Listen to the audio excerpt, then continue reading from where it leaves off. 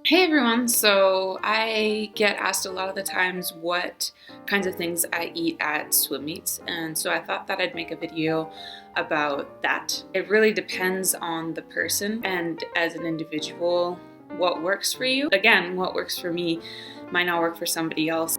I have a pretty sensitive gut when it comes to racing as well, and I think lots of people honestly do. Nerves and stuff like that, it can have an impact on how well your digestion is going. When I'm at swim meets, I have never been able to eat fruit on deck, like close to racing or even close to exercise. Even when I'm going into practice, I have never been able to eat like a banana before practice. It's the weirdest thing, but yeah, so fruit doesn't work for me when I'm exercising. Vegetables don't really work very well either. I've had to do a lot of trial and error since I was young to come up with things that work for me and what don't work for me. So this is what's in my bag and what works for me at swim meets. I keep it in this. So I try to have a good mix of different kinds of stuff because at swim meets I can be kind of picky, and sometimes I want something savory, sometimes I want something sweet, sometimes I want something that's has a softer texture, sometimes something more crunchy. So I try to mix it up and keep things pretty variable.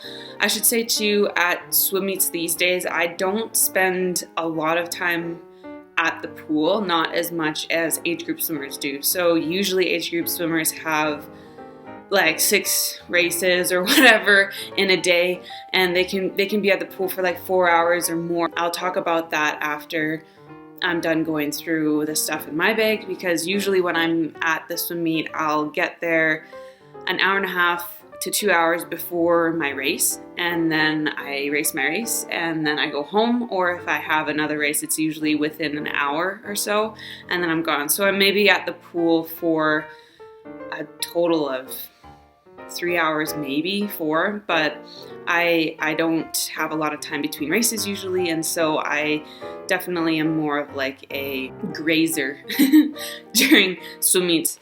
Whereas if you have 2 hours between a race or 3 hours between a race even, then you should really think about having something more substantial than what I will be showing you as what I eat. You will need more food just because you're there for a lot longer than the time that I probably spend in a pool. So what we have is, what do we have in here? All different kinds of bars and fruit snacks, basically. That's my go-to. Like I said, fruits and vegetables they just don't work. I wish that they did. It would make my life easier, but so really what I'm going for with my snacks is fast carbs that go right into the bloodstream and can give me really quick energy when I need it for racing, as well as a bit of protein, which is what I'll eat after a race. I avoid high-fat foods. High-fat foods take a lot longer to digest than things like carbs do, and protein can take a while too. It's good to have some protein so that your body can recover, especially after a race. But fats can be a little bit tricky when you're exercising or when you're nervous, because they take a lot longer to digest and they can just kind of hang out in your stomach for a while and cause you that GI distress, which is something that all athletes want to avoid, especially when you're racing. I absolutely love fruit stations. If I could live on these, I would. They're delicious. So even when I'm nervous and I don't feel like eating, I'll always be looking at this and thinking, that looks delicious. I would love that. Another thing is find things that you actually want to eat, because when you're nervous, you usually don't want to eat. And so find some things that you actually look forward to eating, because then that'll actually make you eat during races and at swim meets, because some people just don't eat enough at races, and that can really have a bad impact on their performance. I get lots of Nature Valley bars. I don't know if that's backwards or not, but whatever. Anyways, it's a protein bar, I guess, and it's peanut butter and chocolate. So this is something that I would eat after a race, or maybe between races, but I wouldn't eat this right before a race because it has peanut butter and some nuts in it, and so it's a bit higher in that fat content, but it does have protein. And so after a race, it's really good to take even just a bite or like half of a bar. I know that it's hard to eat after a race because you're like all worked up, but it's really good to just take a bite of some protein. That might look different for people, but I usually try to grab a protein bar, and honestly I'll just take half of this and eat half of it before I go to warm down, and then maybe eat the rest of it after. It depends. If I have a race, then maybe not, but if I am just gonna go home, then I'll eat the rest of the bar later. It's really important to try to get some carbs and some protein after your race so that your body can start repairing itself for that next race or recovery, so that you don't feel as bad throughout the swim meet. This is another Nature Valley one that's just like a crunchy bar. I really like these ones because there's nothing really nutritionally valuable to them, but they have rolled oats in them and sugar, and that's all I'm looking for. This is super safe to eat. They're really messy. They're those crunchy ones that when you break them off, it goes everywhere, but they're really nice to have because I can eat them before a race and I know that I won't get an upset stomach. This is another one of those cashew bars, and it's another really safe one. There's no like nuts in it or anything like that. It's just grains. These are pretty good too. I'm a little wary of these to eat right before a race or before I'm racing. I'll usually eat this like after, or if I have some time in between a race, I'll maybe eat a bit of this. But again, it's like that fruit stuff, I don't know, it just doesn't bode super well for me. But they're really nice because they're nice and soft, and so it's that texture thing that it's like, it's an appealing thing for me that I'll actually eat at a swim meet. This is really broken up, but these like Belvita cookies are super tasty too. They have a lot of different kinds, I think, but it's again the same idea. It's just carbs. Like, it's just to get that sugar that you need out of meat. Another thing that I like to take too is baby cookies. There's only a few left in here, but baby cookies are really nice. Again, super simple, something that won't upset your stomach. It's just like super plain and sugar and carbs, but it's good stuff that'll give you some energy really fast. So that's basically all that I take for me at the pool. The more variation, the better. What will be link. You're making the camera shaky. Okay, you stay down here.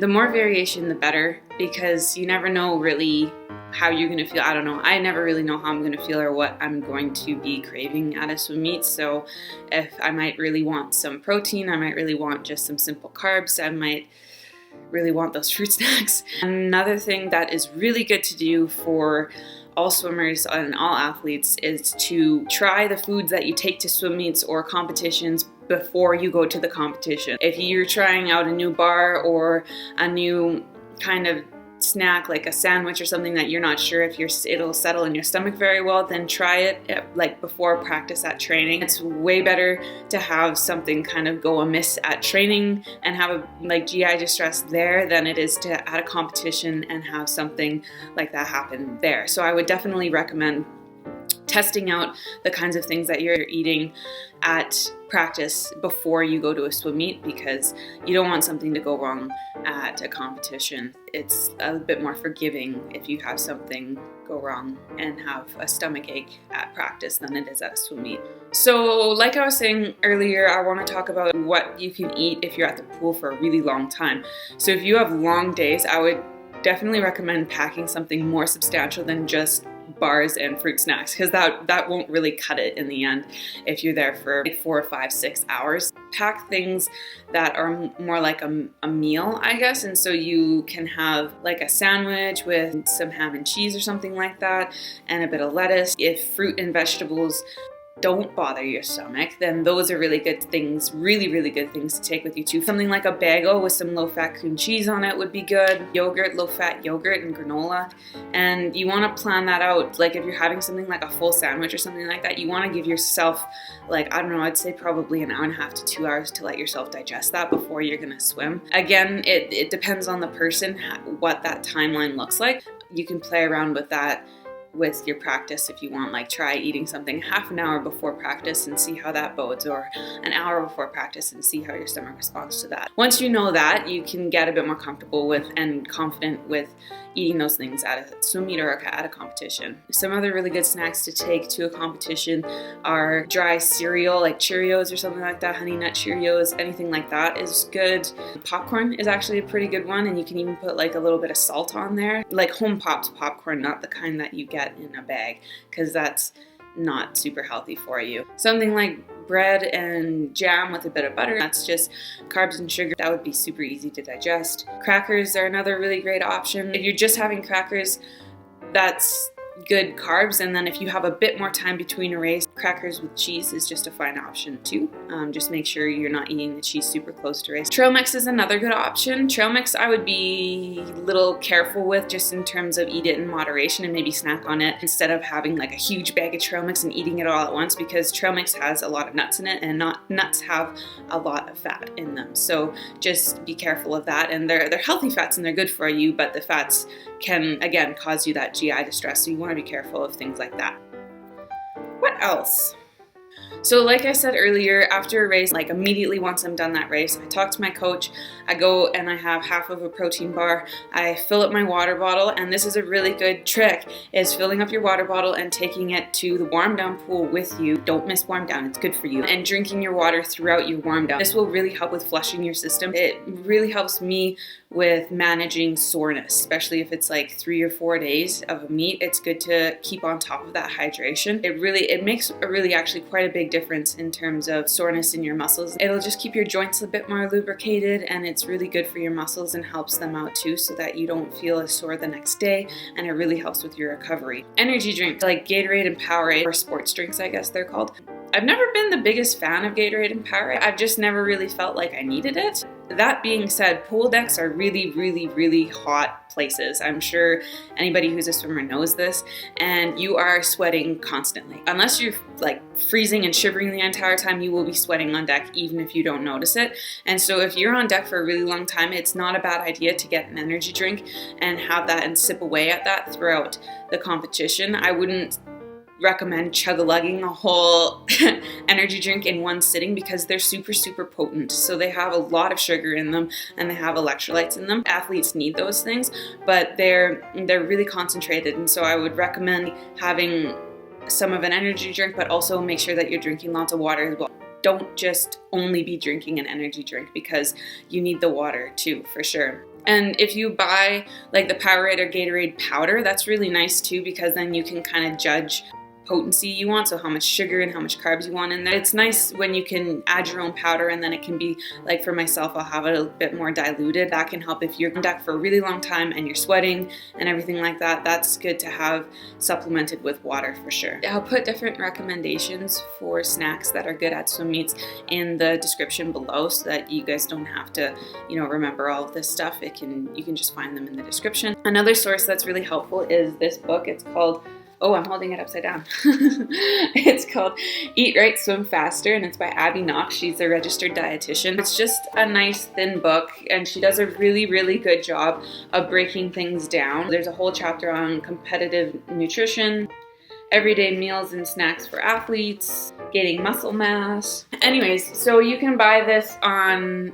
Amazon. It's super good. There's recipes in here too that are really good. It's just broken down into really nice, easy to understand chapters, and it's really well organized, and it gives you just some ideas for things that you can implement in meals or in training or at swim meets. It might help parents as well to just learn a little bit about how to fuel your kid, which is, a big responsibility. Abby Knox is a mom as well of a swimmer at a very high level, and so she definitely knows and has tried the recipes. I've chatted with her about it, and so they're all tried and tested, very applicable to athletes. Because she's a registered dietitian, everything is based in science. It's all proven in studies. She does, a really good job of just taking all that information and putting it into a nice package for us and applying it to a swim setting. So I would, highly recommend Eat Right, Swim Faster, Abby Knox, registered dietitian. If you have any ideas for snacks that work for you, I would love to hear about them. Please comment in the comment section below, or tell me about them on Instagram or in real life. I'm always looking for new snack ideas to try and to pass on to people if they work well, and I am always interested to hear what works for people and what doesn't. If there are different kinds of snacks that really bother you or ones that really work well for you that are a little bit different. It'd be really cool for me to learn about, and especially if you're vegan or vegetarian, I would also be really interested in learning about different kinds of snacks that you guys pack. But yeah, if you guys have any questions about something that you saw in the video or any questions at all, please just let me know one way or another. Thanks for watching, guys. I really appreciate you guys coming in and checking and leaving comments and everything like that. It means a lot to me. So I'll post another video again soon, and please stay tuned. Yeah, bye for now.